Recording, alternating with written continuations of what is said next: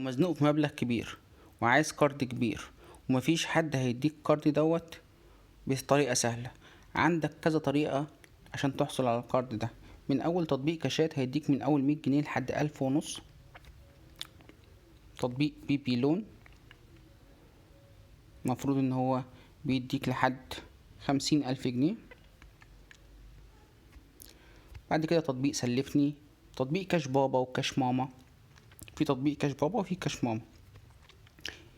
تطبيق سلفني محمله أكتر من 100,000 شخص. تطبيق المال السريع ده لسه نازل جديد. عايز اقولك ان التطبيقات دي كلها هتديك قروض، كل دي هتديك قروض، بس هتاخد منك جهات الاتصال بتاعتك، هتاخد منك الصور والفيديوهات علشان تبيعها لتطبيقات تانية. تطبيقات الشات اللي هي القذرة اللي انت لازم عشان تكلم فيها بنت او تبعت لك صورها لازم تدفع اشتراك، فبيتاجروا في البنات. طبعا كل البنات اللي بتتكلم في الشات بتبقى ايه، مش عارفة هي اللي بتكلمك ولا مش هي. ابعتيلي صورك، بتبعت لك صورها بعد ما طبعا تدفع الاشتراك بتاع حضرتك التمام. طبعا الصور دي كلها والفيديوهات دي كلها والداتا دي كلها متاخده عن طريق التطبيقات دي. التطبيقات دي كل يوم بينزل منها تطبيق جديد وبيطلع منها تطبيق حسب الريبورتات اللي اتبعتت والبلاغات اللي اتبعتت على التطبيق. التطبيقات دي في تطبيقات مصريه، توب كاش، غيره. تطبيقات كتيره جدا تقدر تستلف منها زي ما انت عايز، بس هتبيع كل جهات الاتصال بتاعتك وفضايحك هتبقى على كل لسان. على كل تطبيق هتاخد منه، التطبيق ده ممكن تاخد منه مثلا 300 جنيه وتسددهم 460 جنيه. تطبيق كاش بابا ممكن تاخد برضو منه 500 جنيه وتسددهم 900 جنيه، وهكذا وهكذا وهكذا. وكل التطبيقات دي هتديك، او تطبيقات تانية زي التمويل الذكي هيقولك حضرتك مصاريف إدارية 300 جنيه عشان تاخد الكارت، أبو 5000 جنيه تدفع 300 جنيه زي الباشا، ويضحكوا عليكم وما يدوكش أي حاجة. تطبيقات تانية زي دي لون، مجرد ما تسجل وياخدوا منك بياناتك شكرا على كده حضرتك، طلبك اترفض خلاص على كده. كاش شاورما، كاش هوم، تطبيقات كتير جدا تقدر تلم منها فلوس لو انت عايز، بس الربا حرام. شرفك وصورك انت وبناتك وزوجتك وامك واختك حرام ان هي تتباع، وتلاقي صورة اختك او بنتك او زوجتك على تطبيق شات وعاملة اعلان، او فيديو صغير مثلا مراتك بعتهولك ولا اختك بعتهولك وتلاقيه على تطبيق فيه دلع وفيه هزار.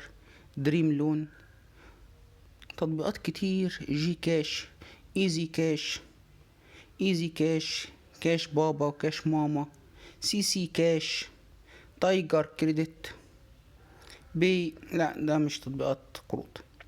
فحضرتك حرام عليك البيانات اللي انت بتبيعها ببلاش.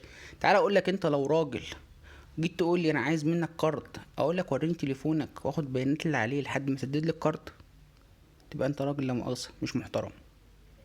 فما ينفعش ان انت عشان عايز 200 300 جنيه، طب يا فندم ابعت له، اديله صلاحيه الدخول للصور والفيديوهات، اديله صلاحيه الدخول لجهات الاتصال، ويتصل بحماك وحماتك ويقول لهم احنا ماسكين عليه صور واحنا عندنا كذا، ولو ما دفعناش الفلوس، وحماك يقول لك لا يا فندم انا هدفع، انا ده الا بنتي وشرف بنتي وصور بنتي.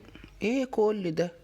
انت ليه قوي خسيس قوي وندل قوي كده وما فيكش رجوله ولا نخوه؟ والبنات بقى اللي بتتصل، اكتر بنات بتاخد قروض هي، او اكتر حد بياخد قروض هي البنات. لمجرد ان انا هخش على تليفون بنت هلاقي بقى ما لذ وطاب، صورها هي واصحابها وصاحباتها وي وي وي وي، واخد منه كل الحاجات دي واديها 200 جنيه واقول لها سدديهم 400 جنيه خلال اسبوع. مفيش تطبيق في مصر عليه رقابة غير تطبيق الكاشات، والربا حرام اساسا. ليه اخد 100 جنيه اسددها 180 جنيه حتى لو بعد شهر؟ ليه؟ قد كده مزنوق مفيش اي حد يتميل عليه؟ حرام عليكم نفسكم يا جماعة. كل دي تطبيقات للقروض. لو انت ما عندكش اصل وما عندكش حد تخاف عليه خش وخده، وما عندكش دين تخاف منه امام الله تتحاسب، خش وخده. لكن لو عندك، اديني قلت لك تطبيقات دي بتاخد منك ايه مقابل القرض اللي انت عايزه. لو ما كنتش تعرف وعرفت مني واديك عرفت، اللهم اني قد بلغت اللهم فاشهد. حذر غيرك من تطبيقات القروض، لان كل يوم بيروح اسم زي ده ويرجع اسم زي ده، ويروح اسم زي ده ويظهر اسم زي ده.